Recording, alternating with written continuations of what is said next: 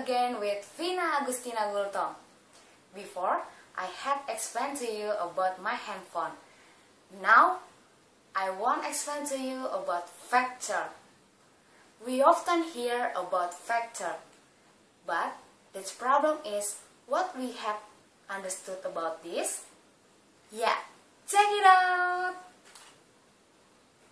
Factor and scalar is the quantity of physics. Factor is quantity that have both magnitude and direction. For example, speed, acceleration, force, and momentum. And then, the scalar is the quantity require only the magnitude. For example, length, mass, and temperature.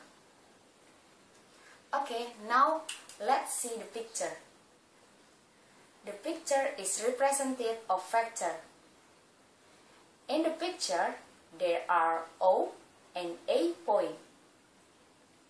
The magnitude of factor is modulus OA. Okay? Many kinds of factor. There are collinear factor, unit factor, coinitial factor, negative factor, and zero factor. Number 1 is collinear factor.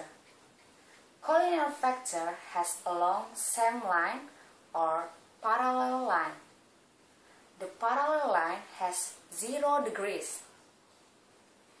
If the direction is opposite, the theta is 180 degrees of p radian. The name of this picture is anti-parallel factor. Number 2 is unit factor. Unit factor having unit magnitude is known as unit factor. The equation is factor A is equal to modulus A multiplied by A cup. So A cup is equal to factor A is divided by modulus A. Number 3 is coinitial factor. Coinitial factor has same initial point. In this picture, there are factor A, factor B, and factor C. Factor A, B, C are beginning from same initial point. Okay. Number 4 is negative factor. Negative factor has same magnitude, but the direction is opposite. For example, factor B is equal to negative factor A. Number 5 is zero and null factor. Zero and null factor has 0 magnitude and the direction is arbitrary. Factor O is equal to 0. Factor O plus factor A is equal to factor A. Factor A negative factor O is equal to factor A. O multiply A is equal to 0. And the last is factor B is divided by 0 is equal to factor O. Now, I want to explain to you about the law of factor. Addition and subtraction of factor. The process of adding two or more factors are called addition or composition factor. The two or more factors we get a single factor are called resultant of factor. 3 laws of factor.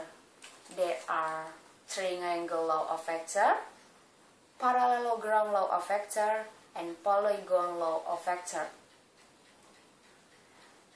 Let's see this picture. There are factor A, B, and C. We give the name factor A is T, factor B is T dash, and factor C is T double dash. Factor AB is displacement from T to time T dash, and factor BC is displacement from T dash to T double dash. Vector AC is equal to vector AB plus vector BC. The resultant, this vector, is root of P square plus Q square plus 2pq cos theta, and beta is arcus tan Q sin theta is divided by P plus Q cos theta. Okay. Number 2 is parallelogram law of vector. If a two vector P and Q by two adjacent sides of a parallelogram both pointing outward, the resultant draw through in the intersection the vector sum P and Q. The resultant is equal to a root of P square plus Q square plus 2pq cos theta, and the b theta is equal to arcus tan Q sin theta is divided by P plus Q cos theta. The last is polygon law of vector. If a number of vectors can be represented both in magnitude and direction, the resultant is represented closing by the side in magnitude and direction in the opposite side order.